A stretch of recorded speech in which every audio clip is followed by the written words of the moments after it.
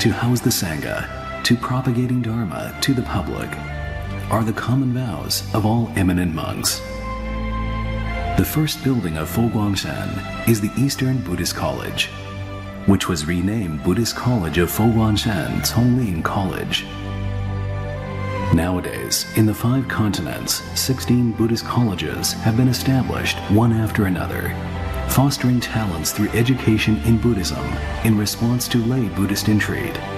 The yearn to cultivate a monastic life has established branches of temples globally to organize short-term monastic retreat for the laity, as well as an academy of classical learning, adopting skillful channels to enhance their faith in learning the Dharma. To implement a holistic education worldwide, Master Xingyun established a consistent and complete system through virtues, wisdom, experience, team, and beauty, collectively advancing by embracing these 5 aspects towards a diverse development. To enhance the standard of education, Foguang University in Yilan was founded, Nanhua University in Jiayi, University of the West in the US, Nantian University in Australia, Guangming College in the Philippines. Temples to Learning Academy were institutionalized with the aim to set up Foguangshan Open University, marching towards a lifelong learning trend, nourishing the spiritual mind to learn the Dharma.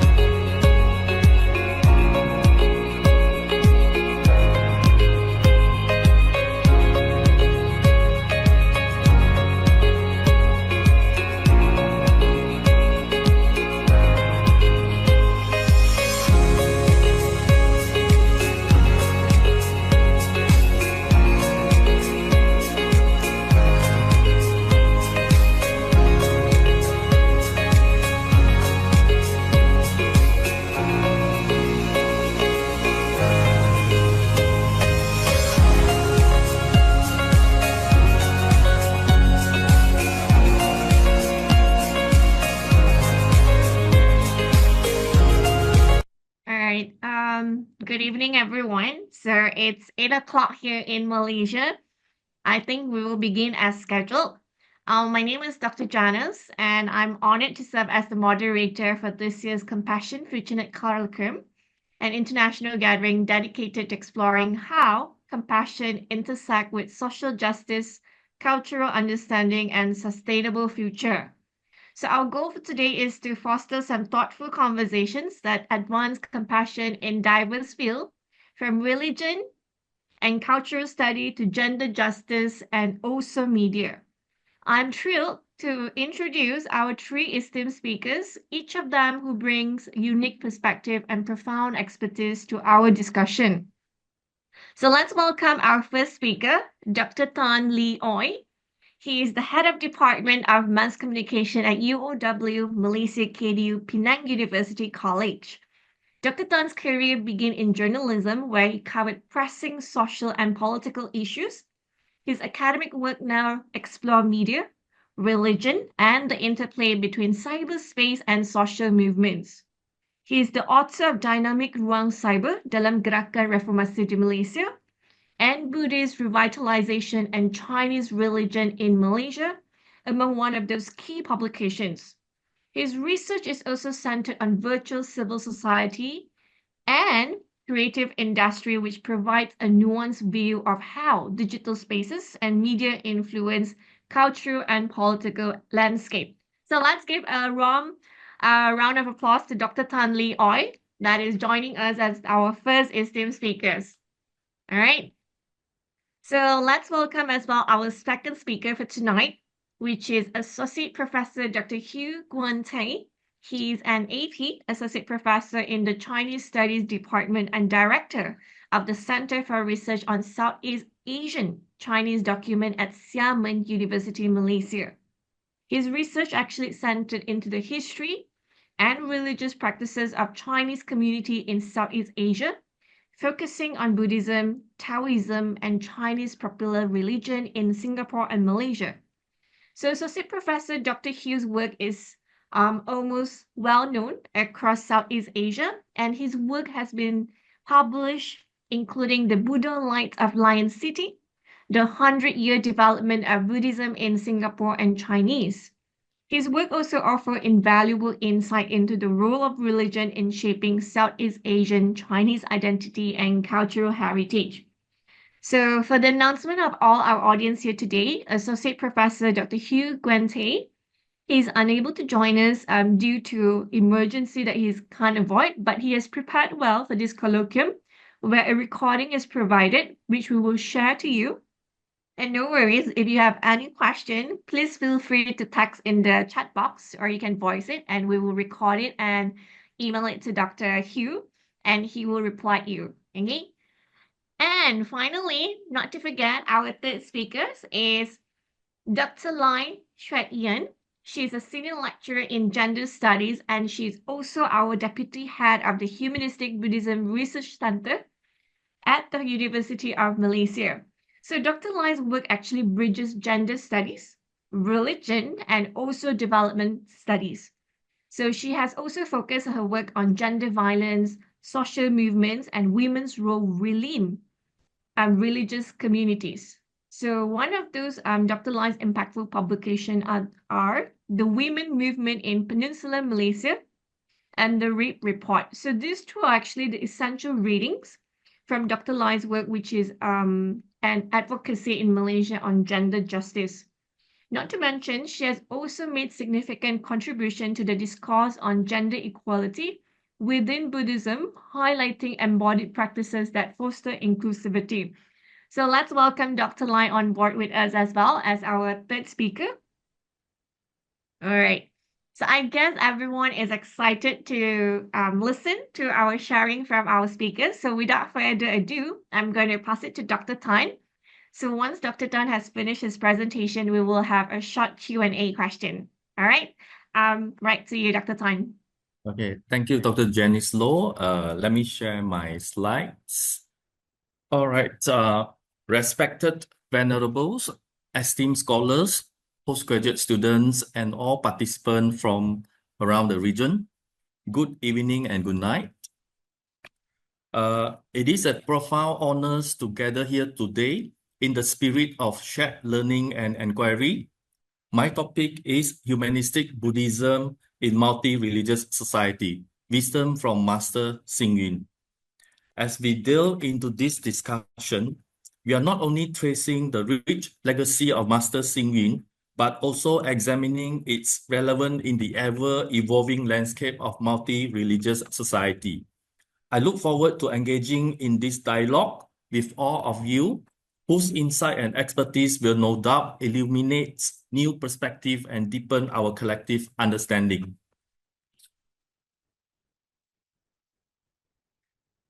Malaysia is a country with a richly diverse religious landscape where Islam is the official religion. Yet significant communities of Buddhists, Christian, and Hindus also thrive. In such a multicultural society, fostering interfaith understanding and cooperation is essential. Humanistic Buddhism plays an important role in promoting dialogue and peaceful coexistence among Malaysia's various religious communities, encouraging mutual respect and a shared commitment to social cohesiveness. This study examines Humanistic Buddhism's role in enhancing harmony in a multi-religious society by referring to wisdom from Master Xing Yun. My first encounter with Master Xing Yun was actually about, I think, almost 20 years. I remember I was in the stadiums of Shah Alam. Shah Alam is a place in Kuala Lumpur that mainly dominated by Malay Muslim community. But in that special occasion, we have almost about 80,000 people attended the Dharma talk by Master Xing Yun. It is something that very significant at that moment to have such a big gathering of Buddhists in a Muslim majority country. What I'm going to do in this study is actually quite simple. I actually use publication collection in complete works of Venerable Master Xing Yun from the websites to understand Master's wisdom for multi-religious society. And exploring the publication collections in the complete works of Venerable Master Xing Yun provide valuable insight into Master's wisdom and teachings, especially regarding fostering harmony and understanding within a multi-religious society. I just use a very simple method, which is I just put in one search term, which is Malaysia in complex Chinese under the complete works collection. And with that, I managed to retrieve 864 items. These are all articles that are written by Master Xing Yun. And I actually scanned through this 864 items, but because some of the articles are actually not really related to a discussion on ethnic relations or multicultural Malaysian society. So I only selected about 30 articles that related to the discussion on ethnic relation and Malaysian society by Master Xing Yun. I use a method called thematic analysis. And what I found is actually there are three main themes from this article that I selected. This is the first theme. The first theme is about conceptual understanding of interfaith that Master Xing Yun understood. There are two sub-themes. The first is a collective harmony of all conditions. I quote, "Harmony is not the same as assimilation. Just like a piece of clothing, an extra flower or additional pattern make it more beautiful. Different instrument needs varied tones to sound pleasing. When all factors are in harmony, a nation can achieve stable development." And the second sub-theme is harmonious coexistence. Again, Master Xing Yun emphasized harmony is not about assimilation, but about seeking common ground amid diversity and appreciating differences between shared similarities. In Malaysia, where there are various religions, ethnicity, personality, and background, if people can put aside these differences and work, contribute, and serve the country together, harmonious coexistence can be achieved. And Master Singin actually referred to the concept of Buddhist doctrine for Sangha community.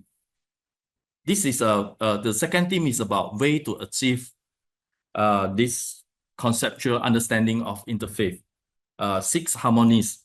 I believe some of you are familiar with this. The first is a harmony in living together.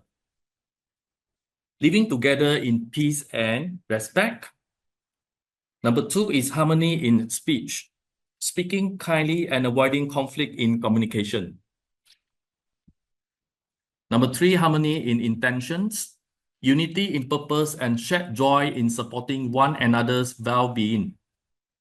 Number 4, harmony in precepts, following the same ethical principle and disciplines. Number 5, harmony in views, unity in understanding and shared values. Number 6, harmony in benefit, fair and equitable distribution of resources and benefit. If we compare first theme and the second theme, first theme, Master Singin provided some kinds of the concept of living together, offer not only a conceptual framework to foster harmony in a diverse society, but also practical methods in the second theme to achieve it. His teaching include actionable guidance on promoting understanding, compassion, and cooperation among people of different faiths, emphasizing that true harmony arises from both insightful principles and concrete action. Principle itself is not enough, but you need to have a way of doing it.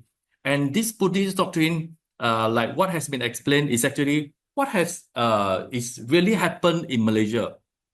You can't directly talk bad about other races. This is what has been practiced in Malaysia. And this is the theme number 3. I think theme number 3 is related to living in the complex social relations of multi-religious society. And what is needed for Master Singin is actually endurance. Endurance is wisdom and endurance is strength. This is what he said. Endurance is not surrender, nor is it a completely passive concession. Endurance is a form of awareness, understanding how much one can accept, how much weight one can bear, and what one can resolve.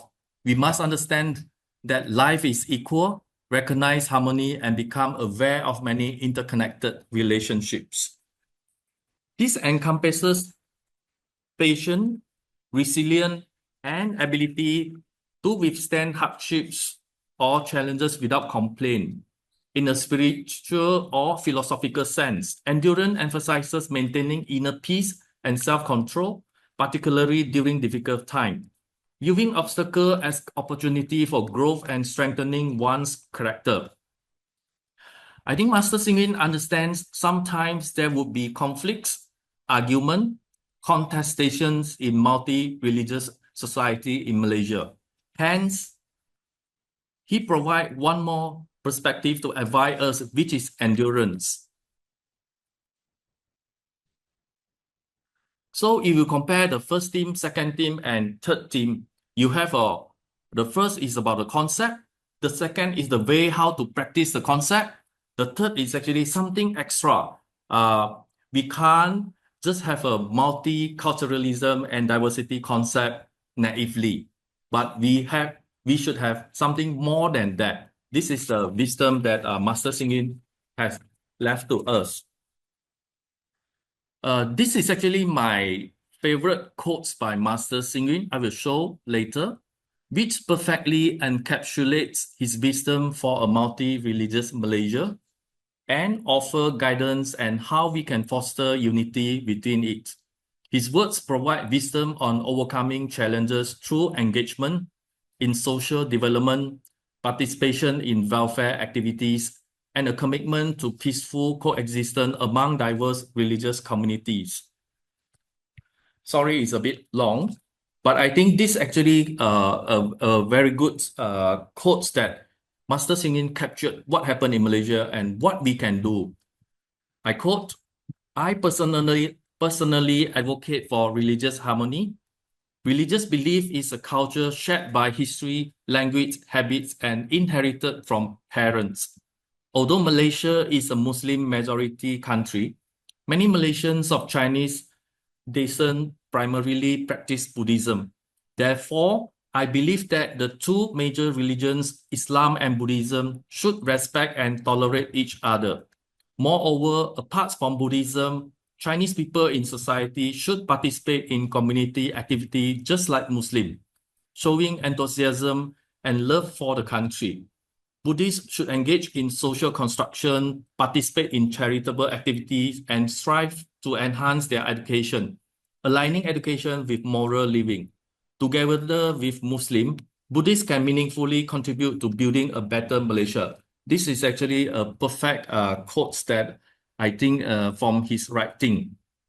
And surprisingly, Master Hsing Yun was neither born in Malaysia nor lived in Malaysia, but his insight on multi-religiosity of Malaysia go beyond his experience. In conclusion, Humanistic Buddhism serves as a powerful catalyst for fostering harmony and solidarity within Malaysia's multi-religious society.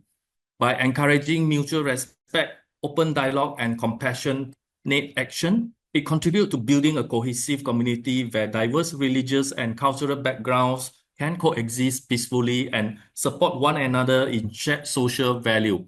And his wisdom is actually practiced by Fo Guang Shan Malaysia. You can see a lot of activities that Fo Guang Shan Malaysia organize and implemented. Is actually fulfills what has been taught by Master Hsing Yun. I think that's all from me. Thank you. If you have any question, because my research is only based on online research of Master Hsing Yun's article, I believe some of you do have some personal experience with Fo Guang Shan or Master Hsing Yun. Maybe you can share your experience, and you might be able to give me another perspective of what I have presented just now. Thank you. Thank you so much to our first speaker for an enlightening presentation on his work. So, given that the time is still early, we would like to open up the space for some question and answer, or if you have any comments or any suggestions that you would like to share with Dr. Tan, please go ahead. You may also type in the chat box if you would like to share it there.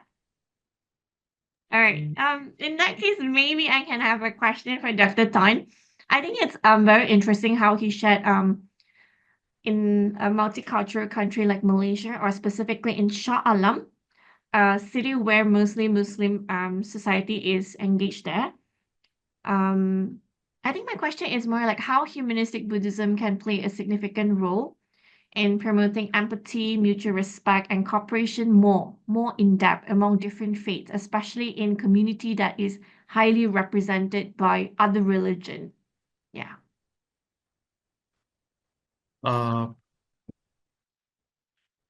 I would suggest that let's say if we compare to Chinese communities without religions and with humanistic Buddhism, there is a very significant difference, which is actually those who are Buddhists, they have some kinds of religious cultivations that they really have empathy towards different ethnic groups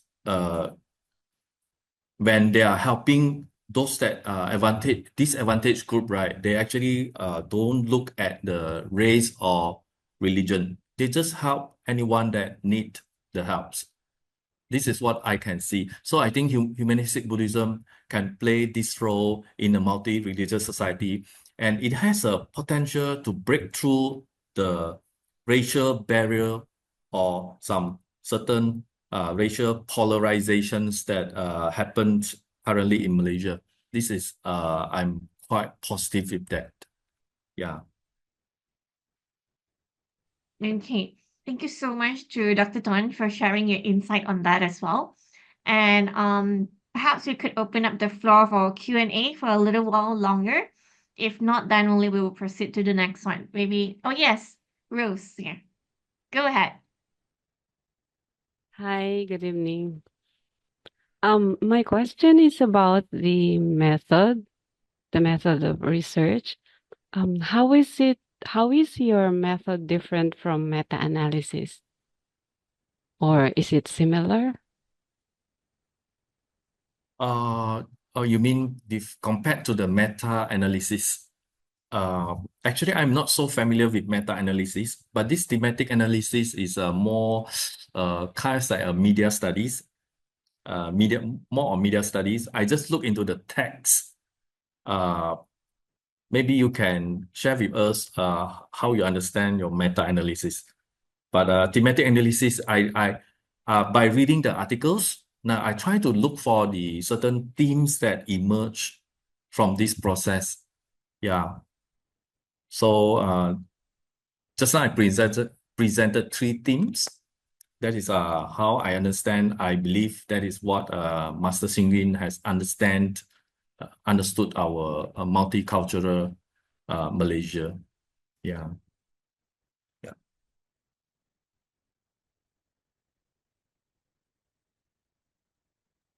Okay, thank you, Rose, for the question, and so Dr. Tan. Perhaps I could share a little bit. I think thematic analysis is a qualitative method which is used to identify, interpret, and analyze patterns of theme, like what Dr. Tan mentioned in text. But one of the most significant differences with meta-analysis is it's a quantitative technique that combines statistical data from multiple studies to arrive at a more comprehensive understanding of an effect or relationship. So that is one significant between the differences between meta-analysis and thematic analysis. Yeah. Okay. Thank you so much for the question, and Dr. Ton as well. Perhaps any more questions from the floor? Okay. Oh yes. Very Southeast Asia, Raymond. Yes, please go ahead. Good evening, to Dr. Good Tan. evening. There were two occasions where the Wisdom Master presided in the stadium Shalan that you mentioned. One was in 1996, the other one was 2012. On both occasions, there was arousing supporters from all the Buddhists all over Malaysia. Do you foresee any decreasing from that occasion because there's no more such a great assembly of Buddhists? Do you foresee in the future there will be any gathering because anyway the stadium is now demolished? Do you see any more such an occasion to be happening in the future? I think maybe we can approach. I would like to approach this question from another perspective. After all this while of all kinds of Buddhist activity that has been organized by various Buddhist organizations, including for Guang Malaysia and our local national organization, I think the Buddhist community have strengthened. It has strengthened in many aspects actually. In terms of individuals' spiritual development, in terms of ability to mobilize their followers in organizing activities, in terms of their contribution to community, especially in helping disadvantaged and poor people.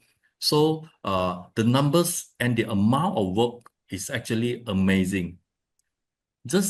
Maybe just take an examples during COVID.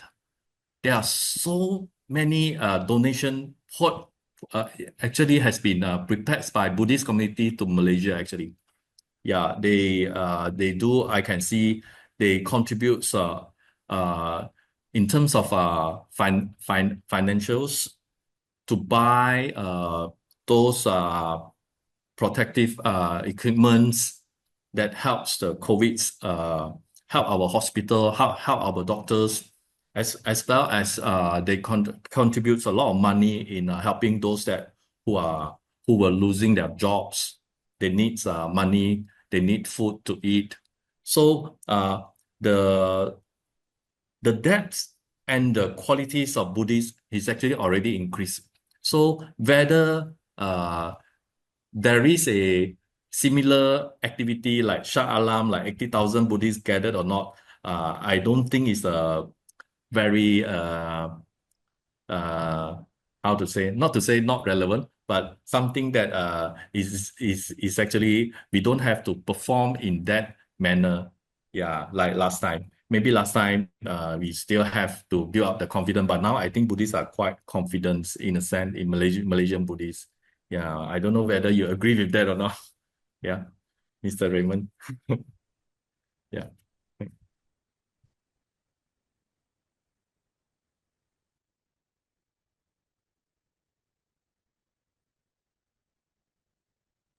Thank you so much, Brother Raymond, for that question, and also Dr. Tan for sharing your perspective from another angle.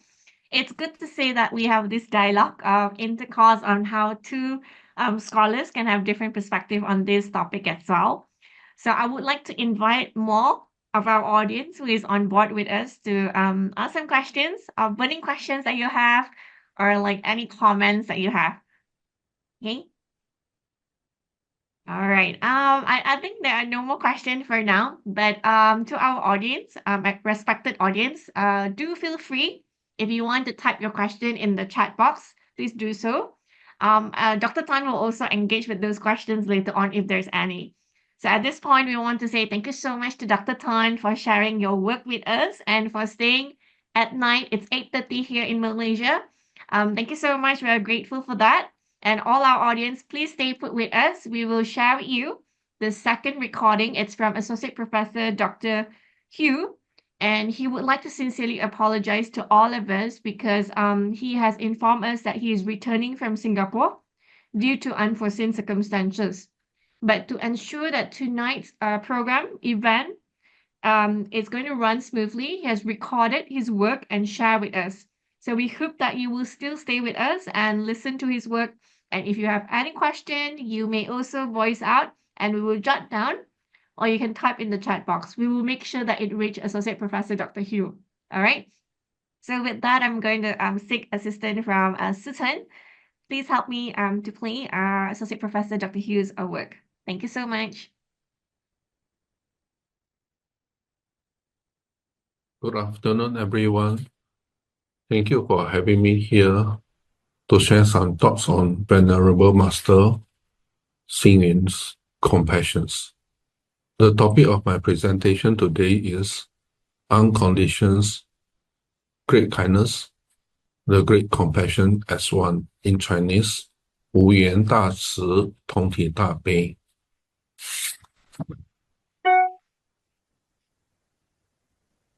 I was invited to attend the 2018 When Buddha Meets the Gods events held at Fo Guan Shan Buddha Museum a few days before Christmas in 2018. During the event, I had the opportunity to visit the majestic Sutra repository. Outside the building, there was a grand square called the Ikayana Square, 时教广场, with the inscription of the one teaching of the Tathagata, 如来一代释教, above the mountain gate, which was truly impressive. It is referred to the Buddha teachings, symbolizing the eternal nature of the truth. After witnessing the inscription of the teaching of the Tathagata at the square, and participating in the grand celebration of the When Buddha Meets the Gods events on Christmas Day. The event held on Fo Guan Avenue brought together tens of thousands of people and various deities on a single stage. The spiritual impact was profound. The following days, I returned to the area near the square and visited the main hall of the first floor of the Sutra repository at Guan. There, I saw the stone-carved Heart Sutra Panjat Sinjing, inscribed by the Venerable Master Xing Yun. On both sides of the central stone wall were displayed what was said to be life-size stone carving of Master Xing Yun's one-stroke calligraphy. The calligraphy and the contents reflects Master Xing Yun's lifetime of spiritually practice and realizations, filling me with immense joy and return me to a state of peace. The one teaching of the Tathagata, when Buddha meets the gods event, and Master Xing Yun's one-stroke calligraphy have deepened my understanding of Venerable Master Xing Yun and the Humanistic Buddhism he devoted his life to promoting. According to a report on a lecture given in 2018 by Venerable Master Jue, and the Chief Abbot of Guan for Singapore, Malaysia, Thailand, India, Indonesia. The Buddha's lifelong teaching constitute the 5 periods and 8 teachings. The 6th period is the human world periods, which is referred to Humanistic Buddhism. For me, this was a noble interpretation that also explained Venerable Master Xing Yun's mission to bring Buddhism back to the human world in this era, rather than allowing it to remain distant and disconnected from people. His lifelong effort is to encourage Buddhists to apply the Dharma in their daily lives, ensuring that Buddhism enter and emerge from the human world. Buddhism was transmitted from India to China over the 2,000 years ago, but by the late Ming and early Qing dynasty, it was gradually evolved. This in a form of Buddhist focus on rituals, chanting for the deceased. These transformations influenced by various factors, like intellectuals and the general populace to view Buddhism as a religion for the elderly, associated with the end of life. This misunderstanding blurred the distinctions between gods and Buddha, and the true meaning to the Dharma was neglected. Consequently, the original intent of the Buddha's teachings, articulated in the 5 periods and 8 teachings, was largely lost. Fortunately, in the Republican era, Ming Chu, Venerable Master Thye raised a call for Buddhist reform, advocating for a humanistic Buddhism that focused on the application of Buddhist principles in daily life, thereby paving the way for a new direction in the traditions. As we know, Master Xing Yun deeply agreed with this perspective. He believed that one should not retreat into the mountain for Buddhist practices, isolated from the world, nor should Buddhism be limited to merely chanting sutra and worshipping Buddha in the empty discourse of transcendence. To put this belief into actions, Master Xing Yun established the 4 objectives of Guan: to propagate the Dharma through culture, to foster talent through educations, to benefit society through charitable activities, and to purify human minds through spiritual practice. Throughout his life, Master Xing Yun tirelessly promoted humanistic Buddhism by focusing on Buddhist culture, educations, charity, and spiritual cultivations, striving to restore Buddhism to the Buddha's original intents.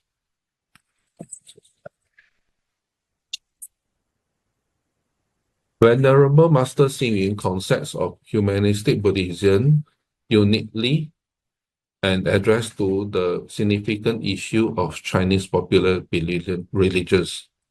Unlike many major Buddhist temples that have fully returned to the traditional Buddhism and completely reject other religions and popular belief, Venerable Master Xing Yun, in his late years, at Guan Buddha Museum host the event when Buddha meet the gods. This event held on Christmas Day invited churches, temples, deities, and believers from around the world together on Guan avenues, creating a grand occasion where Jesus meet the Buddha and deities meet the Buddha. This represents a high level of Master Xing Yun advocacy of Buddhism, humanistic Buddhism, fundamentally and practically addressing the critical question on how Buddhism can positively view Christianity and Chinese popular religions. The true significance of Master Xing Yun's initiative to establish this event in 2011 lie in promoting religious harmony. By seeking common ground while respecting differences, this initiative conveys that different religious beliefs can indeed unite, fostering mutual respect, tolerance, and blessing. Together, this effort contributes to the purification of society and the heart of its peoples. At the 2018 event, I personally witnessed firsthand the grand and joyous scenes where nearly to 800 temples from both domestic and international communities, near to 35,000 deities, 3,500 deities, and over 100,000 participants gathered together. It was a remarkable display of religious celebrations.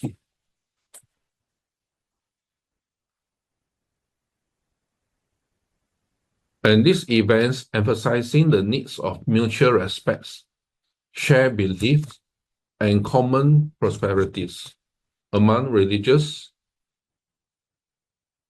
This underscores that many entangled religions and ethnic issues seem to find resolutions that under the banner of humanity's Buddhism, especially in light of the increasing tense global situation where conflict that such as Middle East situation now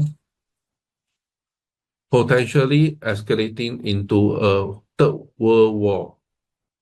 Observing Master Xing Yun, the founder of Guan and the monastic and lay community continuing to embody this transcendence wisdom aligned with the Buddha's original intentions, we see the realization and a harmonious gathering of thousands of deities of different faiths and difference of thousands of people from diverse religions.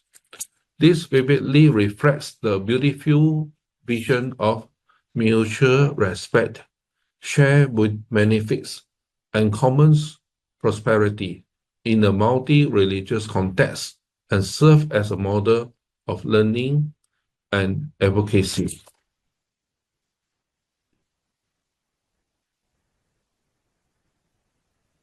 The one-stroke calligraphy that I saw in the main hall on the first floor of the Sutra Repository at Guan can be traced back to two main phases. The initial phase began with Master Xing Yun creation of a calligraphy piece for promoting poster of Lei Ying Si in Yilan, Taiwan. This evolved into a more significant phase where, in gratitude for the donation and fundraising effort at Pumen Temple in Taipei, he created the Si Lai Si calligraphy. This practice continued, with the one-stroke calligraphy being used to thank donors by creating calligraphy for 5 universities in 4 countries: the United States, Taiwan, and Philippines, and so on. Australia. This so-called one-stroke calligraphy is attributed to Master Xing Yun later years where, due to diabetes, he nearly lost his sight, unable to read books or newspaper. He turned to calligraphy as a means of expressions. Because his vision was impaired, he had to carefully calculating the spacing between each character before beginning to write. He would then complete the entire piece in one continuous strokes without interruptions. Hence the term one strokes, 一笔字. Master Xing Yun explained that due to his poor visions, he had to complete each piece in one stroke of the brush. If he could not finish in one stroke, he would not know where to start the next strokes. He reflects solely on his inner sense of measurements to complete each piece in one stroke, regardless of the number of characters, to achieve his goal. This also mirrors how he approached all aspects of his life, advancing forward without hesitations. The second phase began in 2016, when Master Xing Yun suffered from a stroke that led to emergency hospitalizations. After surgery, he experienced difficulty in moving and lost his visions. Despite his age of over 90, once he had partially recovered, he was deeply concerned about the education of the good seed, fearing their students might be distracted. To ensure their education continues smoothly, he resumed practicing calligraphy diligently. Master Xing Yun described his condition. "I am not in pain.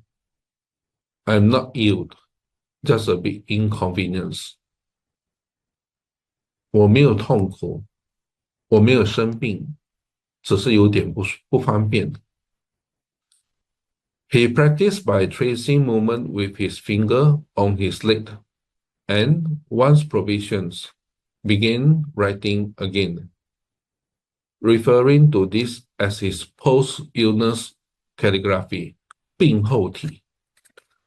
Even though Master Xing Yun was physically limited and his arms were weak after the brain surgery, he persisted in calligraphy, often writing while sitting in a wheelchair.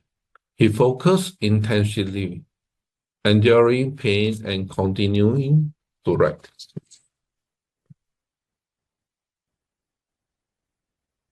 A few days before Christmas in 2018, Venerable Master Lu Chan, the director of the Buddha Memorial Center, shared with us that when Master Xing Yun began exhibit his one-stroke calligraphy, he remarked, "Please do not look at my calligraphy.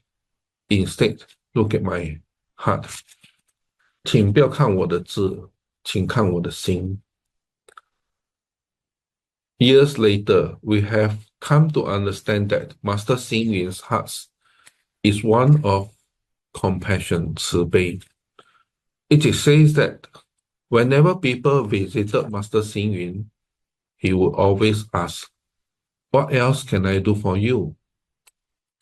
A venerable master in his 90s, sitting in a wheelchair, humbly offering his compassion for others to see. This embodies the true spirit of the Buddha and represents the meaning of humanistic Buddhism.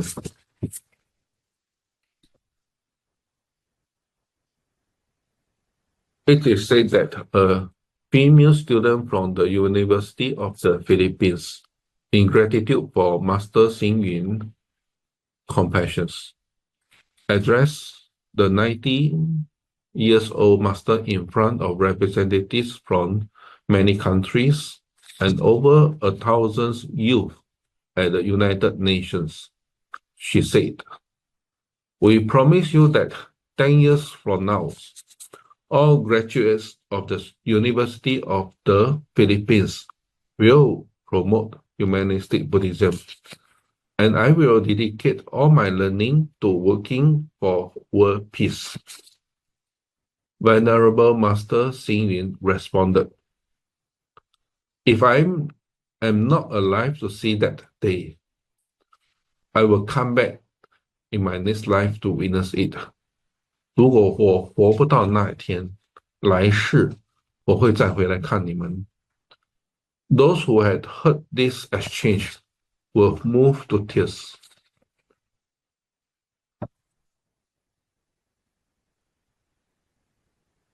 If we could rewind time, tracing the journey from Sikh calligraphy 冰后体 to one-stroke calligraphy 一笔字, from the Buddha meets the gods event to the Ikayana Square, the revolutionaries, humanistic Buddhism, and from Guan, this Ikayana Square back to the 5 periods and 8 teachings of the old Indian. It was seen as though we could witness the original intent of the Buddha 2,500 years ago being passed down and revived through Master Xing Yun. The Buddha's great compassion transcends times and space, unbounded by race and national boundaries, reaching everywhere without limits. Thank you. Okay, thank you so much for Associate Professor Dr. Hugh for sharing his work. I think his work actually discussed the essence of great compassion, highlighting its role as a fundamental human value that foster unity and also collective empathy. I think it's worth for us, each and everyone, us to ponder on the question like how can individuals and communities actively cultivate and sustain this level of compassion in their daily lives, especially when we are facing societal or cultural challenges that may create division. We all know that compassion is beyond just kindness, right? We all want to promote a world where mercy and understanding became essential to all our interactions. But it can be a very challenging aspect when we have societal and cultural challenges. So I think it's worth pondering, right? How can we make it better? All right. So I guess we will open the floor for questions as well. Even though Associate Professor Dr. Hugh is unable to join us physically and answer his question now, if you have any question, please feel free to type in the chat box, or if you want to share it with us, you may also do so, and we will share it with Dr. Hugh after this. All right. Anyone? Oh, okay, I'll just go ahead. I thought maybe I'll just respond to the question that you were saying, and also following from what Dr. Hugh was saying, how compassion at the end of the day, the focus on the heart, right, which is also what Master Xing Yuan was actually pointing to. Because if you look in the term compassion in Chinese is also, 同情 so the seeing, the heart is actually there. And in Buddhist thought, one of the great things is when different from the Western tradition, it doesn't talk about the separation of the body and the mind and the heart. It's actually one, right? The mind and heart, the chitta, right? So yeah. So in that sense, I think for multi-faith or interfaith dialogue, it can actually take many forms, and I think there are actually lots and lots of possibilities. For example, you can have interfaith dialogue in terms of the doctrine of faith. Like for compassion, right? What are the main important notions that can actually foster interfaith understanding in our society? I would say that compassion, and the notion of interdependence in Buddhism, that we all exist as part of one. So yeah, and so based on that, we can actually have doctrinal exchanges between the various religion, and with Buddhism focusing, or humanistic Buddhism focusing on, its notion of the here and now, looking at the issues that we face today. So that we want on the doctrinal study. And other than that, in some society, in many society, what they have done is actually to come together, to celebrate the various faiths, right? For example, the notion of fasting. There's actually the notion of fasting in various religious tradition. It's not just Buddhism. It's also in Christianity. It's also in Islam.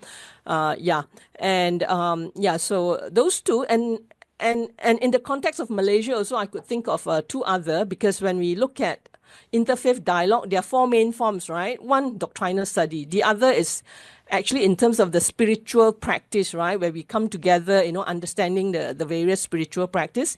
The other is actually social action, which they call, which also, look at also the word compassion is very important.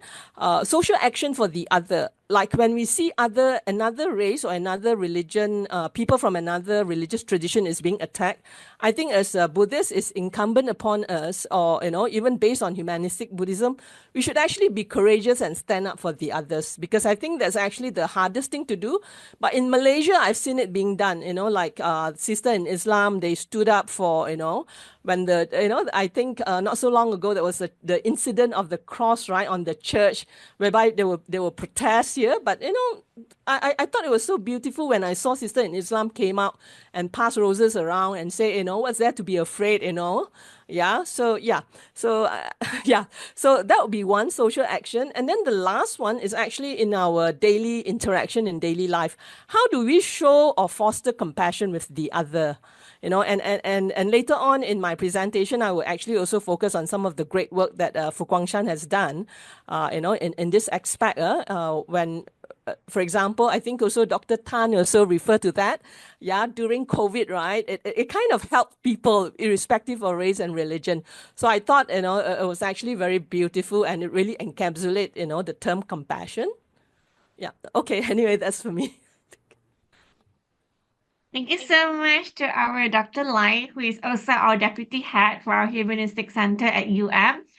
It's very engaging for her to share her insight as well. Okay, I could see that Southeast Asia Raymond, our brother Raymond here. Yes, you have raised your hand. Good evening. Good evening. In 2017, there was an article by the New York Times stating that one of the most prominent religious leader, Master Xing, seems to be able to meet the spiritual needs of the mainland China. It seems that the master is having two, the mainland China and Taiwan, most respectable. So with his passing, do you see any vacuum in that area of mainland China, the Buddhism? Will it prosper further or not? Thank you.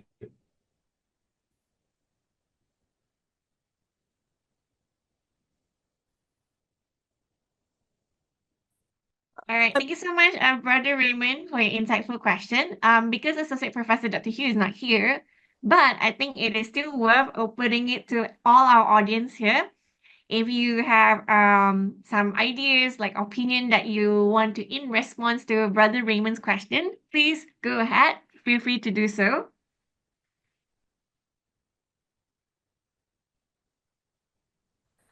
Can I just say something? Yeah. I think when it comes to China, it's actually a very tricky question, especially when it comes to religion. Also because I actually I still have my my paternal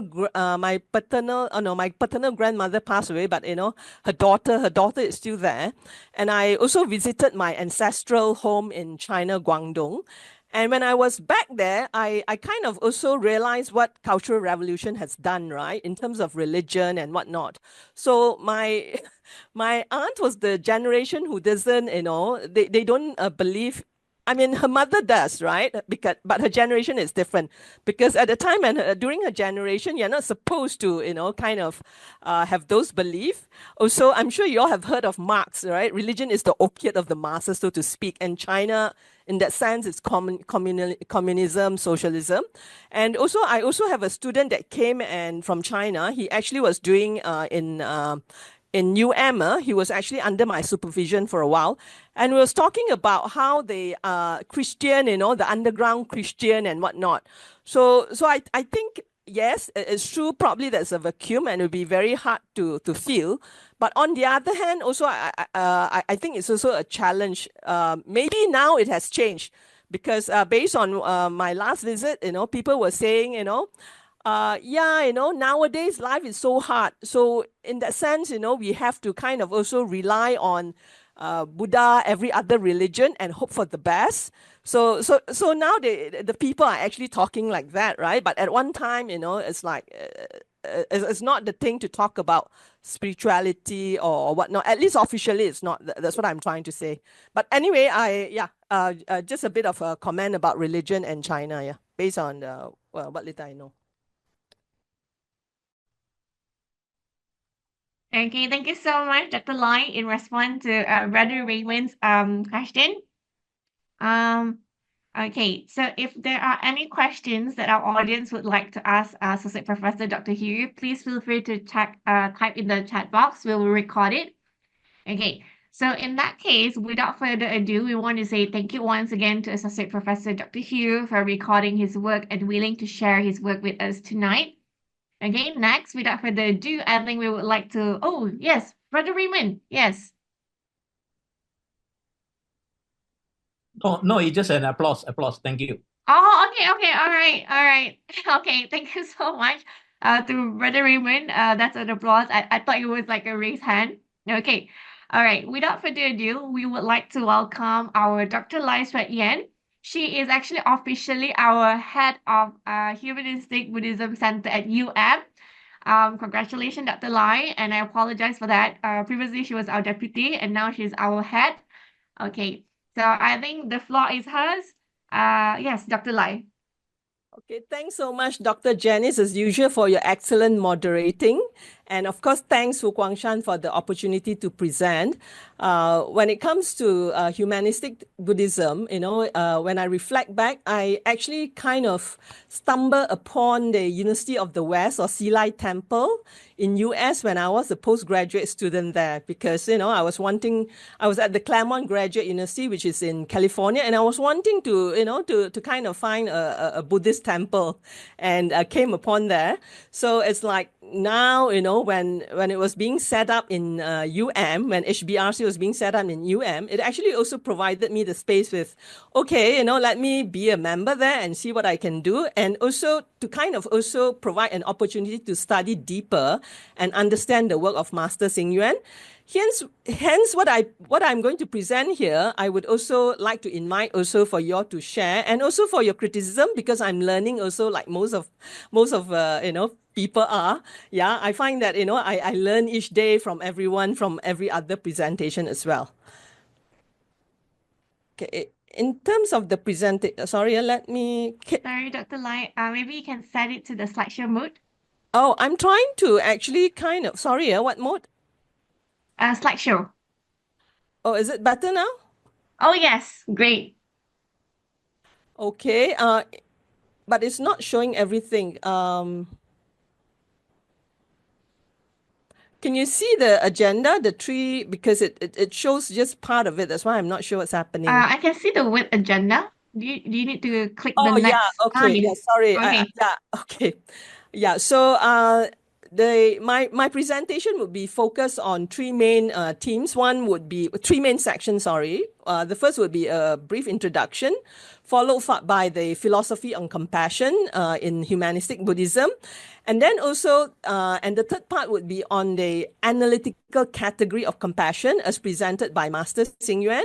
So I also kind of also looking forward also, to learn from the venerables. In case of any mistake, please do point it out because as mentioned, I'm also still a student, of humanistic Buddhism.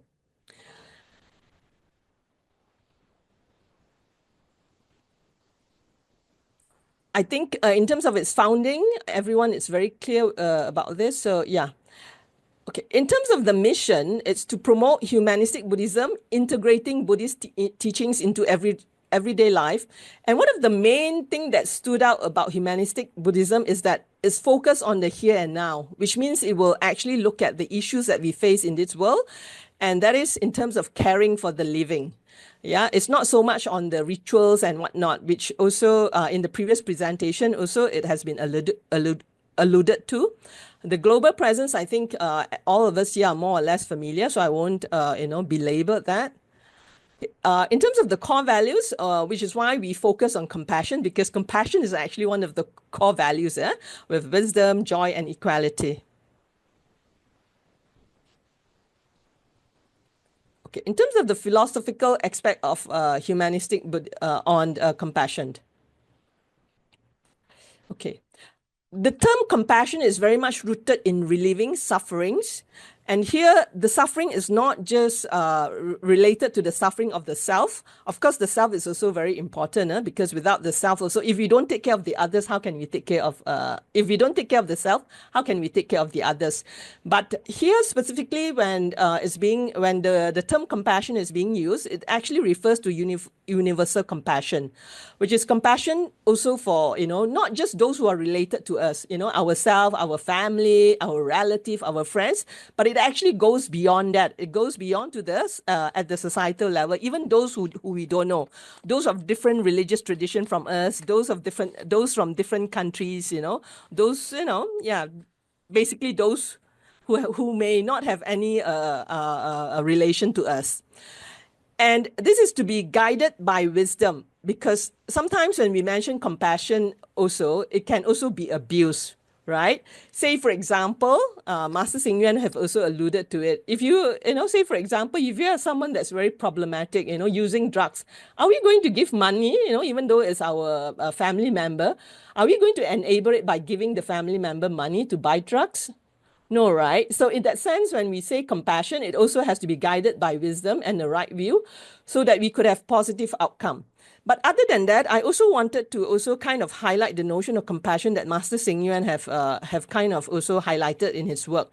He was saying also is actually not just kind, encouraging words. Yes, kind, encouraging words is very important. And of course, as educators, like me, I'm in the education section, I could see how, just some kind, encouraging words could lift the spirits of student up, how they would be so happy and whatnot in class in terms of giving their ideas and whatnot. But beyond that, what is needed is also brave, courageous social actions, which is why just now I highlighted also social action, because in the work on interfaith dialogue, they actually look at four different categories of interfaith dialogue. And one of it, very important, is actually courageous social actions. Yeah. And other than that, the notion of compassion is also, it's also very closely linked with the notion of interdependence, because in the Buddhist schema, we actually exist in a web of connection, right? Every action that we do will impact others.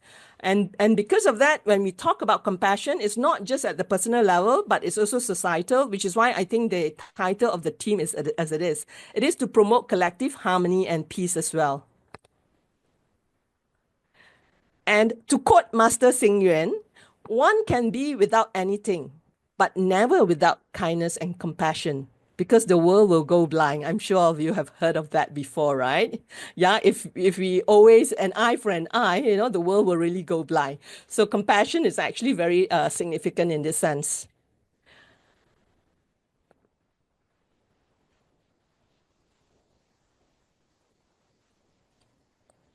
Here are the 4 types of compassion. In terms of the analytical category, there are 4. But of course, even though, for analysis purpose, it's actually being divided into 4. But sometimes it could just flow, one could just flow into the other, right? This is the ideal type category, so to speak, in social sciences. The first category that Master Xing Yuan has highlighted in his work is momentary compassion, like immediate help, like donations, providing quick relief, which often happen during humanitarian mission, so on and so forth. The second one is enthusiastic compassion. For example, activities that inspire, such as Dharma services. But on the other hand, it's actually temporary, so which is why it used the term enthusiastic, right? At the time when the activities is being done, we all feel very enthusiastic, we all feel very energetic, the vibe is so positive, so on and so forth. But after that, it will kind of, become less and less over time. And the third is silent compassion. Silent compassion, which look at the pursuit of cultural endeavors. And in terms of the pursuit of cultural endeavors, also we know, in the art world, right? If you mention lots of the artists, many of them they actually are not famous when they were alive. They become famous after their death.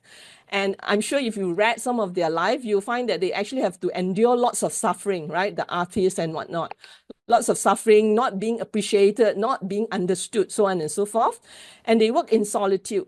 But while they are not visible to many, however, their work is very impactful. So much so that until today, right, we still study, we still look at, we still appreciate the art of those who have actually passed away. Yeah.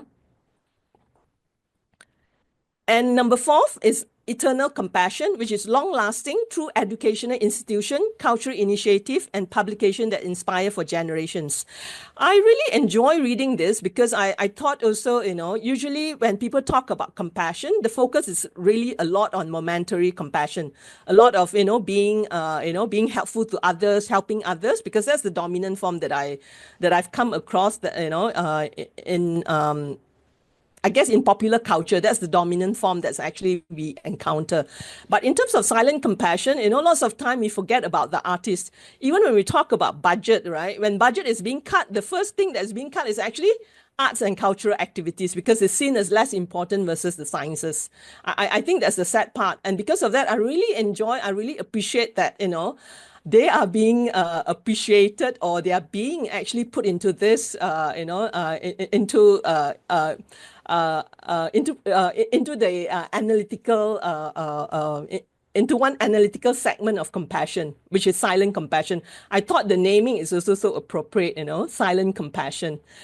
And also the eternal compassion. And of course, I think this also relates to the Chinese culture, of which Master Xing Yuan is part of. We know that for Chinese culture, education is very important. But I also like the way, what kind of struck me also, was the way how he highlighted, how important education is, why it has long-lasting impact, right? We all talk about education, but lots of time we focus on it as, education through a better future. But as a spiritual person, I think Master Xing Yuan was looking at it through how it can have long-lasting impact upon our life. Because when you talk about education also, he also talked about it in a more holistic manner. Yeah, and we know that in the education line, education is actually preventive. It can prevent many social ills.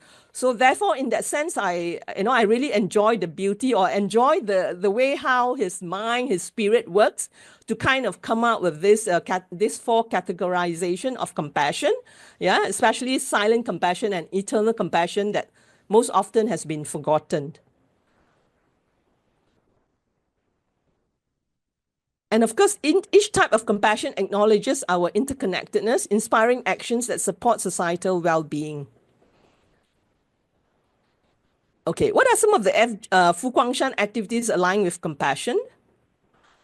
Promote Buddhist teachings, the eternal compassion, and of course, establish schools, publication, and other educational resources. which is to develop inner virtue, which is why I said the notion of education is different, is to develop inner virtues, how we can be a holistic whole person, right? Not so much achieving academic success alone per se, getting how many A's, so on and so forth, but how we can be better person as well. Support cultural endeavor, which is related to silent compassion, appreciation and support of cultural aspect that also gives life to humanistic Buddhism. I say it gives life because I'm sure all of you know how art can inspire and how art can move our heart, right? Because when we talk about compassion also, I thought, when we relate it to art and culture, it's like, that's what actually moves us, right? Yeah. Not so much just about the ideas, but it's also about the beauty of, what is encapsulated, the spirit that's encapsulated in art and culture. And to foster peace and harmony, enthusiastic compassion, host Dharma service that affects, even though it affects only for the duration of the service. But I'm sure as a practitioner of the path, all of you know that, when we practice it often enough, it can actually be much more longer lasting. It's not necessary just during the service, especially when we have regular services or regular meetings or regular meditation. I'm personally a meditator, and I've actually felt the profound effect of meditation on my life. But on the other hand, it's not something you do once and then after that you forget it and expect it to last forever. It's not like that, right? Yeah. So because of that, yes, yeah. What is important is also to be regular. And of course, providing aid, momentary compassion for temporary relief. But imagine if it's aid, for a scholarship, for a student, for education. So in that sense, which is why I was saying, sometimes when we have an analytical category, we put it all, neatly into 4. But in real life circumstances or situation, it can actually flow, one can flow into the other, as the example of providing aid, for education, for example, that could actually change a person's life, especially if the person comes from a very poor family and have no other means to go to university otherwise. Just to quote from the Flower Ornament Sutra, Avatamsaka Sutra, one only wishes for the liberation of all sentient beings from suffering, but does not hope for one's serenity. The notion of compassion again, yeah? The liberation of suffering for all sentient beings, which is also relate to the Bodhisattva path as well, right? Yeah, that it delays its Buddhahood so that it could save more sentient beings. Okay, this is just for some example of the compassion in action that Fo Guangshan has done. This is, based on, some of it is actually based on my research, interviewing people, but others is actually based on looking through its website, looking through its publication, so on and so forth. Disaster relief, emergency support in times of crisis, response to disaster, which involve quick mobilization to provide aid during natural disasters. Types of aid could be food, shelter, medical assistance, collaboration, and of course it involves collaboration because when it wants to provide aid, right, it has to collaborate with local authorities and organizations. Okay, as Master Xing Yuan mentioned, in times of disaster, compassion brings hope and relief to those in need. These are some examples.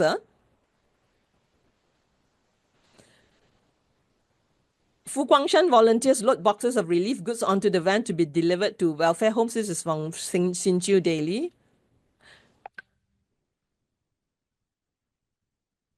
Siu Nyok Chow Center and Venerable Jue Tseng left in a flag-off ceremony to deliver relief goods to welfare homes across Klang Valley. These are other examples. And of course, as I mentioned just now, it's not just to places or people that are related to us. It's beyond that. It's beyond the Malaysian borders. In this example, is to the relief operation in Philippines, Burma disaster relief, Fu Guangshan Buddhist Temple, NZ donated face masks to schools, supporting the community for opening. Okay, that's momentary relief. Now we look at enthusiastic compassion. Regular session to foster inner peace, which is open to all community members. The benefits: calming the mind, promoting inner peace, which also kind of also relate to the theme of the forum tonight. Inclusivity, session designed for people of all backgrounds.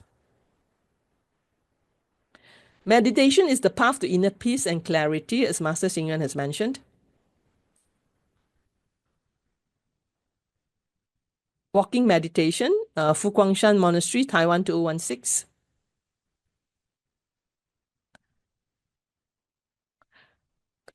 Shan one-day meditation retreat in New Zealand. And 3.3, fostering inner peace through art and culture. This is the third category, that I wanted to highlight, that as I've mentioned, it's often usually, we forget. Arts as a means of compassion, promotes cultural appreciation and inner reflection through art, music, and exhibitions.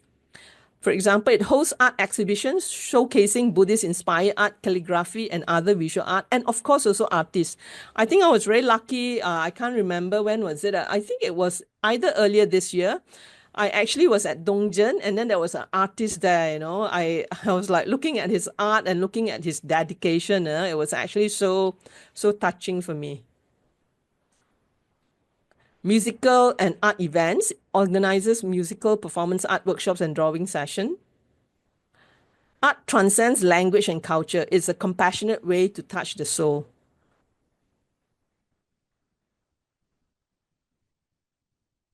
This is the Guang Art Gallery at Jenjarum, Dongzhen Temple.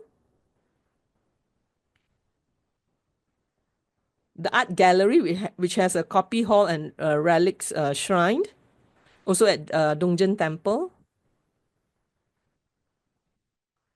Siddhartha the musical. This is Shan, Philippines. This is actually held at Shan, Philippines. Okay, the last would be on education and interfaith understanding, which is eternal compassion. As mentioned, teaching, I think maybe let me, teaching fosters mutual respect and understanding across different faiths. Okay, sorry, this one, let me. And education on interfaith dialogue is very important because it emphasizes our shared humanity and the interconnectedness of all beings, therefore promoting harmony, right? And for education and interfaith understanding, when we give help, it is not, especially when we talk about interfaith understanding, it's not necessary just for, Buddhist Chinese children. It can actually go beyond the race, right? Yeah, go beyond race and religion. We support them because we feel that there's a need, they need it. So in a sense, it's actually being given in an inclusive manner. Scholarship, providing financial aid for higher education, also, irrespective of race and religion.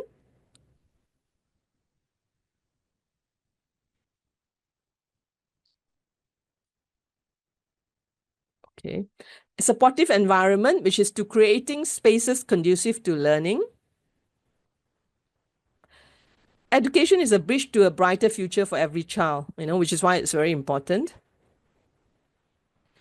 And this is actually an event we have, where we have an intercultural dialogue between Dr. Awani Ghazali from the Academy of Islamic Studies in and Venerable Chue Cheng from Shan to promote interfaith understanding. I think that's as part of the class that I on gender intercultural dialogue. It was in 2023. And these are some of the activities in the class that Shan has organized. And I've actually also been informed when I was doing research work on Shan and its activities. Like in the Institution of Higher Learning, they could actually volunteer in Shan, and they will also get points. I think points for their extracurriculum activities, right? As part of the educational work or whatnot that they are doing. Yeah, if I'm not mistaken. And Shan has lots of educational activities in school, like the 3 acts of goodness, so on and so forth. And of course, it also it also has University of the West in US, which is where, I first come into contact with Humanistic of Shan. I think that was in 20 something lah, yeah, around that. Because I was there in 2009, 2010 maybe, 2002 to 2009. That was when I was there. It provides a whole person education informed by Buddhist wisdom and values, and of course to facilitate cultural understanding and appreciation between the East and West. And Nantian Institute in Australia, which is a government accredited higher education focusing on personal development in the areas of Buddhism, health, well-being, mental health, and mindfulness, which is very important in today's world, right? Especially when we look at mental health issues, and lots of society, including in Malaysia, there's still a stigma to talk about mental health.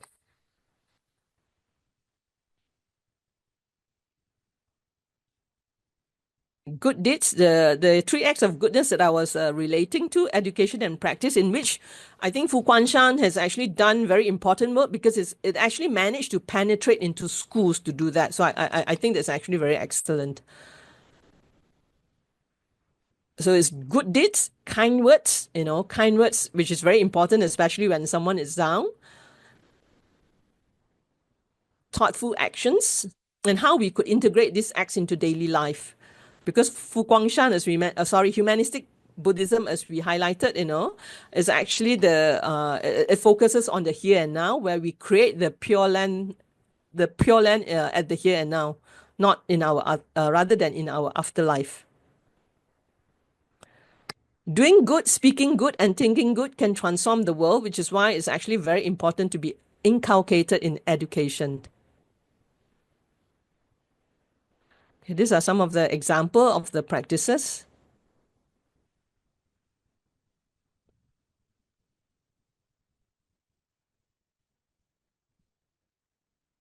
In conclusion, Shan compassion-driven activities embody a commitment to interdependence, unity, and peace. It encourages small acts, but on the other hand, we should not kind of look down on the small acts, because small acts make a big impact when we recognize our interconnectedness. And some of the testimonials from supporters of Shan. Shan educational programs have been a blessing for my children. They now have the opportunity to excel academically. Receiving counseling from Shan has been life-changing, counseling service beneficiary. Participating in meditation sessions has brought me peace and clarity from a meditation participant. Thank you so much for listening. Thank you so much to Dr. Lai for engaging and also very insightful work. I think we already have a question here at the chat box. Thank you so much to the audience, HY Kwe Hong.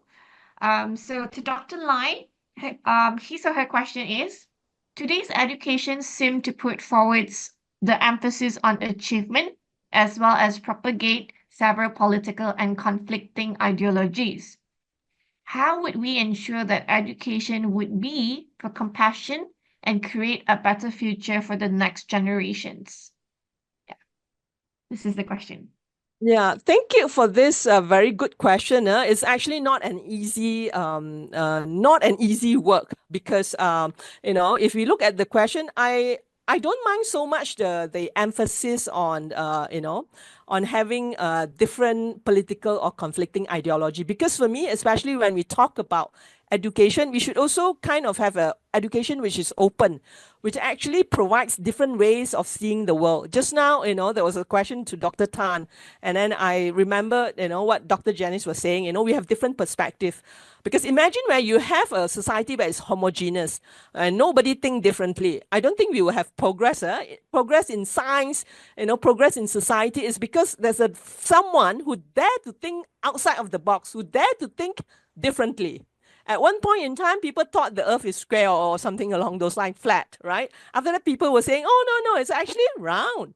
So yeah, so I don't mind so much, I think it's actually healthy. The problem is when we say everything is too sensitive, cannot be discussed, cannot be touched upon, or if you say something, you'll be penalized. I think that's when the problems start.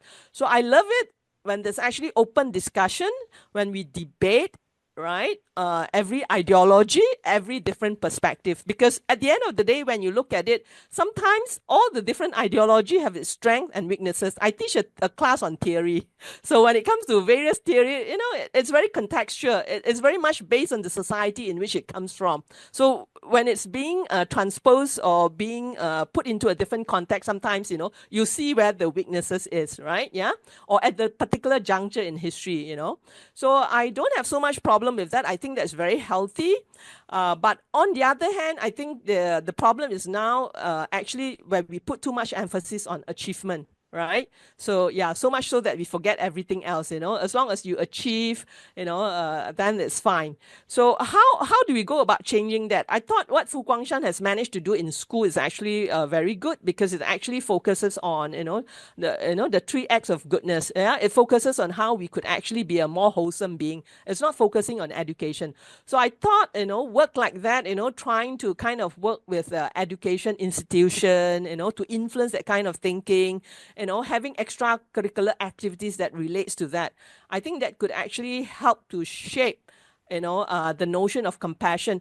But on the other hand, also just now when I was talking about different ideological, stance and whatnot, what is also important is that when we talk about the different ideology, I think it could be based on the notion of compassion. Like in my class, when I actually tell my student, feel free to disagree, even to disagree with me. But when you disagree with me, it's okay, but make sure you have good arguments, right? Your arguments are supported, and that when we do it in a manner where we respect each other, where we have compassion for each other, right? So I think what is important is actually the ground rules that we set up for the discussion of the debate and whatnot, that it has to be based on values like respect, values of compassion, so on and so forth. Yeah. So yeah, that, and also, working with, as I was saying, education institution, just like what Fu Guangshan is doing. I'm sure, the audience may also have different suggestions. As I say, even I tell my student in class, you are learning from me, but at the same time, I'm learning from them as well. So I'm learning for all of you as well. So if you have any ideas, please feel free to share here, because, your ideas would also allow me to share with my students later on. I think that's my answer to the question. All right, thank you so much to Dr. Lai. I think that's a very thoughtful question, and it's also a very thought-provoking response from Dr. Lai herself, and sharing on her real-life experience in class, how she engaged her work with also her students. I think I would like to open up a little bit more space to any questions that you have from our audience. If you do, please ask now. We have Dr. Lai live here with us. And if you don't want to say it verbally, you can also type in the chat box. So we're going to wait for a few minutes for that before we move on to the announcement for panel 4, and also some upcoming events that we would like to share with you all, a group photo as well. So please hold on. Don't leave first. Okay? Yeah. Okay. So any questions? Oh, yes, Dr. Tan. Yes. Go ahead. Dr. Lai, this is actually for my research. In your research, do you notice any interfaith aspects of Fu Guangshan's compassionate activities in any form? Because I think that part is something that I missed out in my presentation. I didn't do a research on that. There a real activity that involved in interfaith relation, interreligious, interethnicity of Fu Guangshan's. Do you notice any? I think there is, because if I'm not mistaken, and Venerable, please feel free to correct me if I'm wrong. As I say, I'm not perfect in my knowledge. I'm still a learner. From what I know, like during festival time and whatnot, right? Fu Guangshan actually donates, also makes donation, and it also organize sessions there to bring together students of different faith. So I see that as part of interfaith, when you have activities where you bring together students of different faith, or even when you make donation, right? When you give support, you actually support them without looking at their race, because students nowadays, they're very smart. Right, they see what you do, then they, and who knows, in the future it may have a long-lasting impact of them. That somehow, they could see that it does not matter. People from different religious tradition are actually helping, being helpful towards them. I don't know whether that answer your question, but to my knowledge, there is. And also, I think at the broader level, this is at the, from what I know, because I've been invited before, just that sometimes I'm too busy. I think there's a Malaysian Buddhist Council, right? There's actually interfaith activities. Interfaith activities being conducted. They do organize interfaith walk, so on and so forth, and other interfaith meeting from time to time.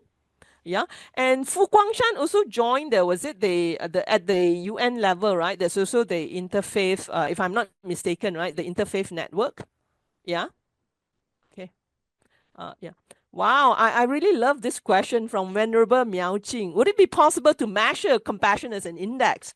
I think work can be started on that, because now Bhutan has its happiness index. So my answer is, why not a compassion index, right? But we need to work on it and see, what would count as part of the index.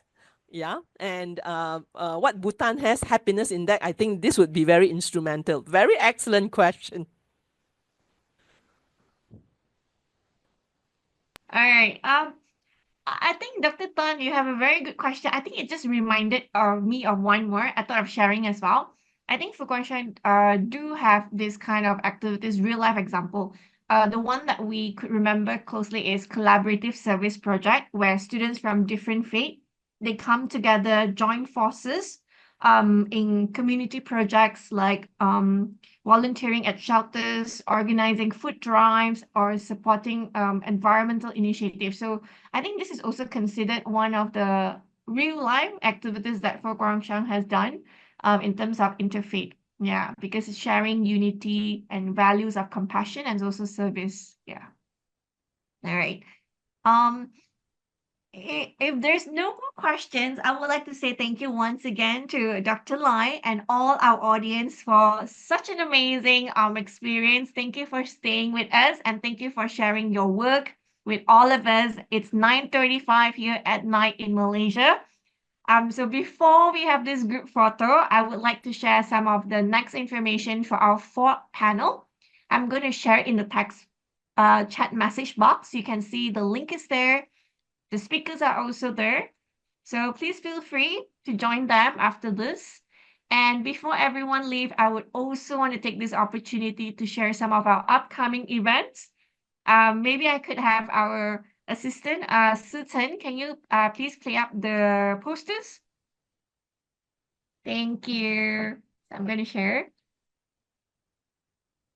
Okay, so we have this upcoming conference on sustainability in cultural and religious tradition in South and Southeast Asia.